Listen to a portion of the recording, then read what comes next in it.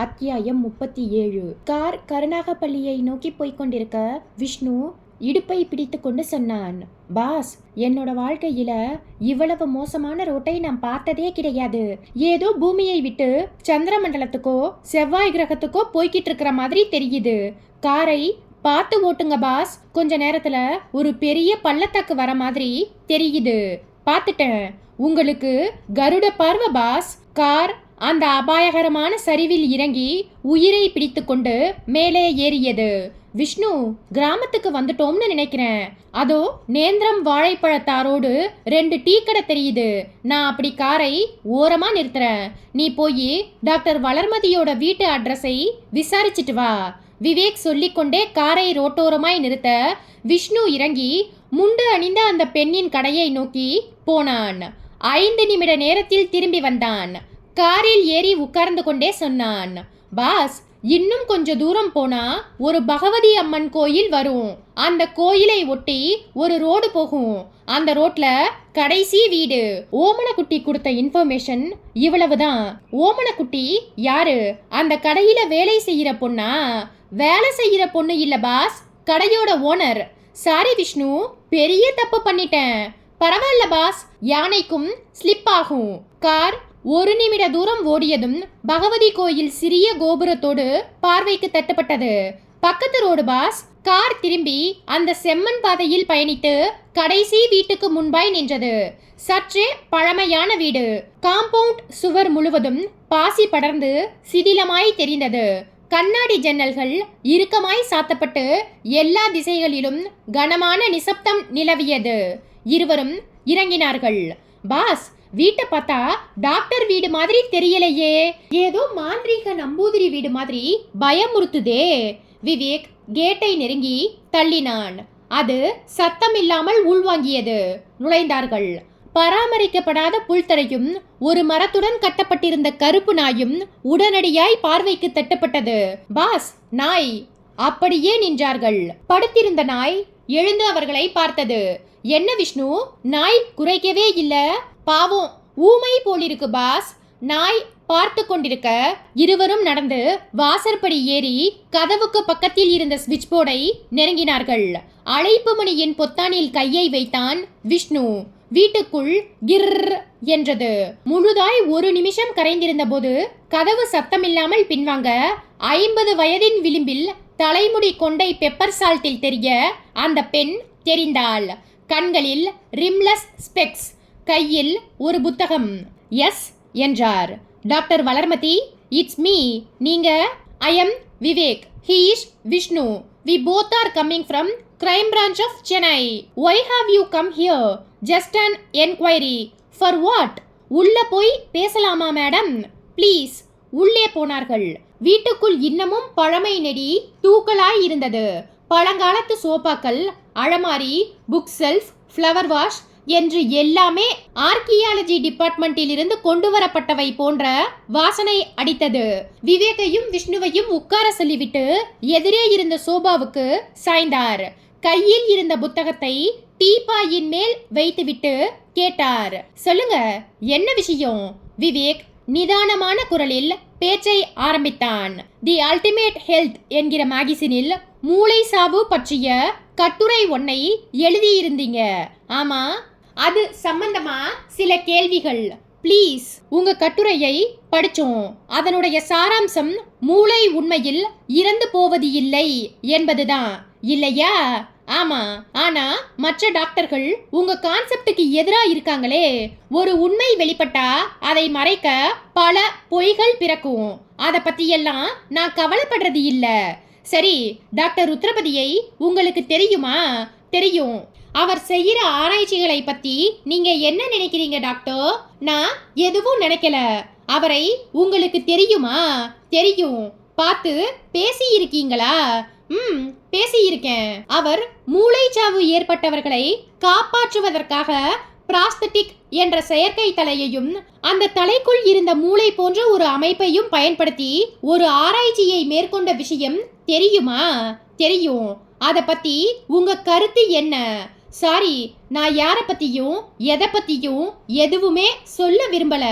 Doctor, ஏன் இப்படி நான் கேட்ட கேள்விகளுக்கெல்லாம் பட்டும் படாததுமா பதில் சொல்றீங்க? டாக்டர் ருத்ரபதியோட இந்த பிராஸ்தட்டிக் ஆராய்ச்சியின் பின்னணியில் ஒரு பெரிய விபரீதம் மறைஞ்சிட்டு இருக்கு. நீங்க தெளிவான பதில்களை சொல்லாத பட்சத்தில் அந்த விபரீதத்துக்கு பின்னாடி இருக்கிற நபர்களை கண்டுபிடிக்க முடியாது. எல்லாவற்றுக்கும் மேலாய் இப்ப காணாமல் போயிருக்கிற ருத்ரபதியையும் அவருடைய உதவியாளர்கள் சுபத்ராவையும் ஹரியையும் கண்டுபிடிக்கவே முடியாதபடி போயிடும். இப்போது டாக்டர் வளர்மதியின் முகத்தில் சின்னதாய் ஒரு அதிர்ச்சி ரேகை ஓடி மறைந்தது. என்ன சொன்னீங்க? டாக்டர் ருத்ரபதியையும் அவருடைய உதவியாளர்களையும் காணோமா? ஆமா. எப்ப இருந்து? கடந்த 2 நாட்களா? அவருக்கு இப்படி ஒரு நிலை ஏற்படும்னு ஏற்கனவே கெஸ் பண்ணி வச்சிருந்தேன். அந்த கெஸ் ஒர்க் படி அப்படியே நடந்திருக்கு. ஆனா இதுக்கு காரணம் யாரா இருக்க முடியும்னு என்னால சொல்ல முடியாது. காரணம், அவருடைய கண்டுபிடிப்பு சம்பந்தப்பட்ட உண்மைகளை அறிய மருத்துவத்துறை சம்பந்தப்பட்ட சர்வதேச நிறுவனங்கள் இடையே ஒரு பெரிய போட்டியே இருந்தது. அந்த நிறுவனங்கள் எது எதுன்னு சொல்ல முடியுமா? சாரி, அப்படியெல்லாம் குறிப்பிட்டு சொல்ல முடியாது. கூகுள்ல போய் பிரெயின் டெத், பிராஸ்தட்டிக் தலையை பற்றிய விவரங்களை சர்ச் பண்ணுங்க. அந்த விஷயங்களோடு சம்பந்தப்பட்ட சர்வதேச நிறுவனங்களின் தகவல் உங்களுக்கு கிடைக்கும். இதுக்கு மேல இத பத்தி பேசனா விரும்பல. ஏதாவது டீ காபி சாப்பிட்றீங்களா? போட்டு தரேன், சாப்பிட்டு நீங்க புறப்படலாம். நோ தேங்க்ஸ் என்று மறுத்த விவேக் சில வினாடிகள் மௌனமாய் இருந்துவிட்டு கேட்டான். இட்ஸ் ஓகே மேடம், அந்த விஷயங்களை மறந்துடுவோம். இப்ப பர்சனலாய் சில கேள்விகள். என்ன? நரம்பியல் துறையில் MS, FRCF, MRCF படிச்ச நீங்க தமிழ்நாட்டை விட்டு கேரளாவுக்கு வந்து இப்படி ஒரு குக்கிராமத்தில் குடியிருக்க காரணம் என்ன? எனக்கு இந்த மருத்துவ தொழில் பிடிக்கல. ஏன் பிடிக்கலன்னு கேட்காதீங்க. சரி, இந்த வீட்ல உங்களை தவிர வேற யார் யாரெல்லாம் இருக்காங்க? சார்லி மட்டும்தான் இருக்கான். சார்லி யார்? கேட்டை திறந்துகிட்டு வரும்போது பாத்திருப்பீங்களே, சங்கிலியால் கட்டி போட்டிருப்பேன். உங்களை பார்த்து அவன் குறைச்சிருக்க மாட்டானே? அவன் அப்படி குறைக்காம இருந்ததுக்கு காரணம் என்ன தெரியுமா? என்ன என்பது போல் விவேக் பார்க்க வளர்மதி சொன்னார். எனக்கு தனிமை பிடிக்கும், சத்தம் பிடிக்காது. ஒரு பறவை கத்துற சத்தம் கூட எனக்கு நாராசமா இருக்கும். சரி, உங்க ஃபேமிலி மெம்பர்ஸ் எந்த ஊர்ல இருக்காங்க? எனக்கு ஃபேமிலி மெம்பர்ஸ் யாரும் கிடையாது. அப்பா அம்மா எப்பவோ போயிட்டாங்க. கூட பிறந்தவங்களும் யாரும் இல்ல. உங்களுக்கு கல்யாணம்? நல்ல வேலை, அப்படி ஒண்ணு நடக்கவே இல்ல. பை த பை, உங்க ஃபாதர் நேம் என்னன்னு நான் தெரிஞ்சுக்கலாமா? எதுக்கு இப்ப இந்த தேவையில்லாத கேள்வி? சாரி மேடம், தேவையில்லாத கேள்வியை கேட்கிற பழக்கம் எனக்கு இல்ல. Please mention your father's name. Valarmathi சில வினாடிகள் யோசித்துவிட்டு சொன்னார். சந்திரமௌலீஸ்வரன். விவேக் விஷ்ணுவிடம் திரும்பினான். விஷ்ணு, பாஸ், நாம இந்த வீட்டுக்குள்ள நுழையும் போது நாய் சார்லியை கட்டி போட்டிருந்த இடத்துக்கு கொஞ்சம் தள்ளி குப்பை மாதிரி போடப்பட்டிருந்த தட்டுமுட்டு சாமான்களுக்கு நடுவில் ஒரு போர்டு இருக்கு. அத போய் எடுத்துக்கிட்டு வா. விஷ்ணு விருட்டென்று எழுந்து வெளியேறினான். நாய் சார்லியை கட்டி போட்டிருந்த இடத்துக்கு வந்தான். சற்று தள்ளி வேண்டாத பொருட்கள் போடப்பட்டிருந்த இடத்துக்கு வந்து பார்வையை மெதுவாய் நகர்த்தினான். செல்லரித்து போன 2 மரத்துண்டுகளுக்கு நடுவே அந்த அழகான பெயர் பலகை தட்டுப்பட்டது. டாக்டர் வளர்மதி பழனியாண்டி. அத்தியாயம் 38. டாக்டர் ருத்ரபதி கண்களை மூடி படுத்திருக்க பக்கத்தில் தட்டு வைக்கப்படும் சத்தம் கேட்டதும் இமைகளை பிரித்தார். எதிரில் பேரராய் வந்த நபர் நின்றிருந்தான். டாக்டர், உங்களுக்கு ராத்திரி சாப்பாடு ரெடி. 2 சப்பாத்தி, 1 முட்டை, 1 வாழைப்பழம். சாப்பிட்டு தூங்குங்க. தண்ணி பாட்டில் பக்கத்திலேயே இருக்கு. சொல்லிவிட்டு அவன் நகர முயன்றான். ருத்ரபதி 1 நிமிஷம் என்றார். என்ன டாக்டர்? ஹரியை நான் பார்க்கணும். ஹரி நல்லா இருக்கான். அவனுக்கும் இப்பதான் சாப்பாடு தட்டு கொடுத்துட்டு வரேன். நீ சொல்றதை நான் நம்ப மாட்டேன். நான் அவனை பார்க்காம ஒரு வாய் கூட சாப்பிட மாட்டேன். சொன்னவர் சாப்பாட்டு தட்டை சில அடி தூரம் தள்ளிவிட்டார். கோபப்படாதீங்க டாக்டர், ஹரியை நீங்க இப்ப பார்க்கலாம் சொன்ன அவன் தன்னுடைய சட்டை பாக்கெட்டில் இருந்த ரிமோட் கண்ட்ரோலை எடுத்து எதிரில் இருந்த டிவியின் திரையை வெளிச்சமாக்கி ஒரு பட்டனை தட்டினான். அடுத்த சில வினாடிகளில் திரையில் ஹரி உற்பத்தியானான். கையில் சாப்பாட்டு தட்டு இருக்க வேண்டா வெறுப்பாய் ஒரே திசையை பார்த்தபடி சாப்பிட்டு கொண்டிருந்தான். ஹரியை பாத்தீங்களா டாக்டர்? இதே வீட்ல ஒரு ரூம்ல பத்திரமா இருக்கான், போதுமா? ருத்ரபதி டிவி திரையை பார்த்து கொண்டிருக்கும் போது அந்த பேரர் நபரின் பேண்ட் பாக்கெட்டில் இருந்த செல்போன் அழைத்தது. எடுத்து அழைப்பது யார் என்று பார்த்துவிட்டு பேசினான். சொல்லு ஜாஃபர், போன வேலை முடியலையா?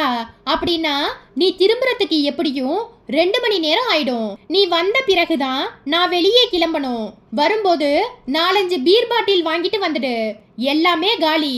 நம்ம ஆட்கள் 3 பேரும் வேற ஒரு வேலைக்காக வெளியே போயிருக்காங்க. இப்ப நான் மட்டும்தான் இருக்கேன். நீ நிதானமா வா, நான் பாத்திக்கிறேன். பேச்சை முடித்துக்கொண்டு செல்போனை அணைத்த பேரர் நபர் திரும்பினான்.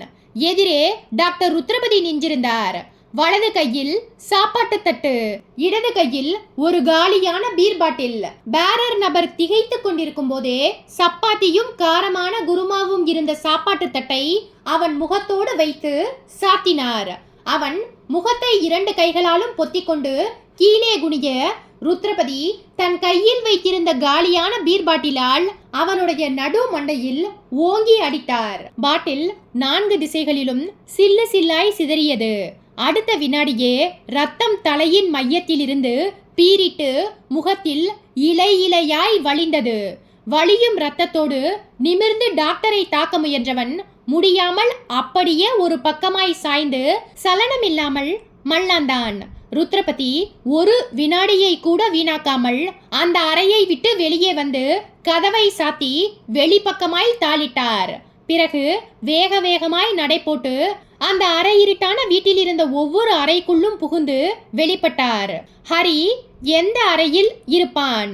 டாக்டர் அந்த வீட்டின் மையத்தில் நின்று சுற்றும் முற்றும் பார்த்தார்.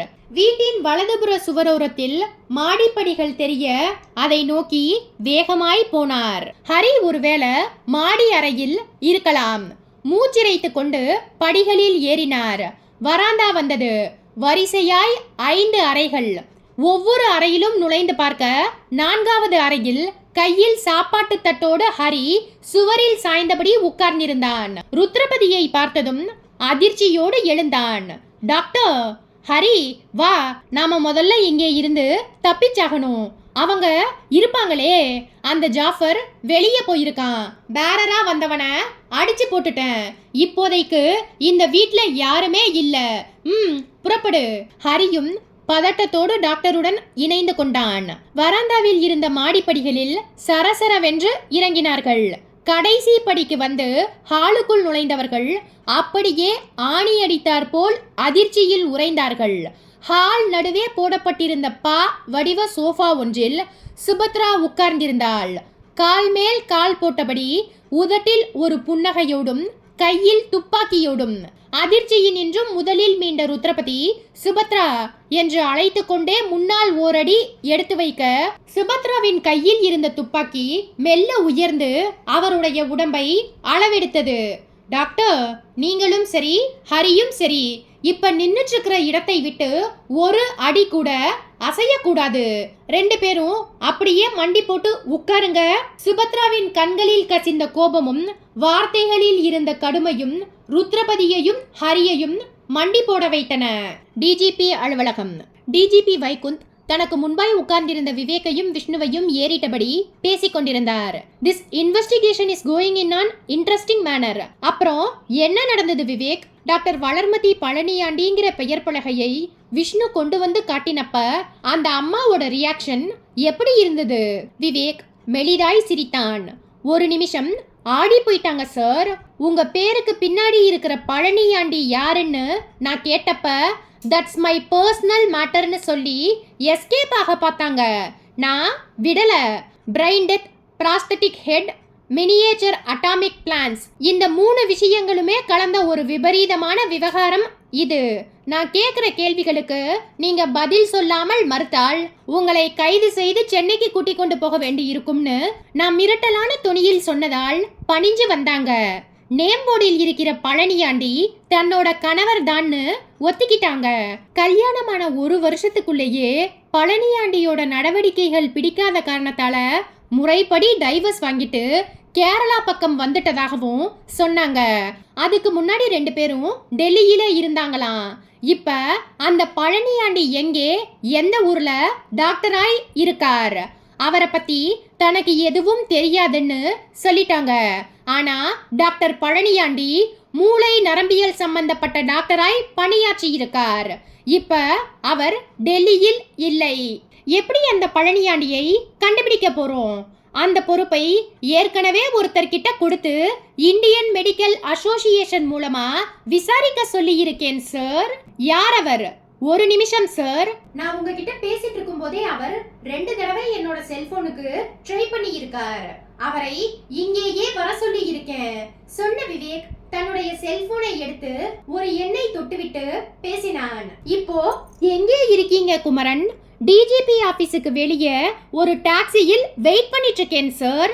சரி, டாக்ஸியை கட் பண்ணிட்டு மேலே வாங்க சொல்லிவிட்டு செல்போனை அணைத்த விவேக்கை வியப்பாய் பார்த்தார் டிஜிபி. விவேக், நீங்க இப்ப என்ன பேர் சொன்னீங்க? குமரனா? ஆமா சார். எந்த குமரன்? ஹைடெக் ஃபாரன்சிக் பிரிவில் ஸ்காலராய் வேலை பார்க்கும் குமரன். அவர்தான் பிரச்சனைக்கு பயந்துட்டு தலைமறைவா இருக்காரே. விவேக் மெலிதாய் புன்முறுவல் பூத்தான். Sorry sir. குமரன் தன்னோட மனைவியோடு எங்கேயும் தலைமறைவாய் போயிடல. நான் கொடுத்த இன்ஸ்ட்ரக்ஷன் படி இதே ஊர்ல நான் சொன்ன ஒரு அவுட்ஸ்கர்ட் ரெசார்ட்டில் தான் ஸ்டே பண்ணி இருந்தார். இந்த விஷயம் நம்ம டிபார்ட்மெண்ட் ஆட்களுக்கு மட்டும் இல்ல, என் கூடவே இருக்கிற விஷ்ணுவுக்கு கூட தெரியாது. டிஜிபி ஆச்சரியம் கலந்த கண்களோடு கேட்டார். எதுக்காக இப்படி ஒரு ஏற்பாடு?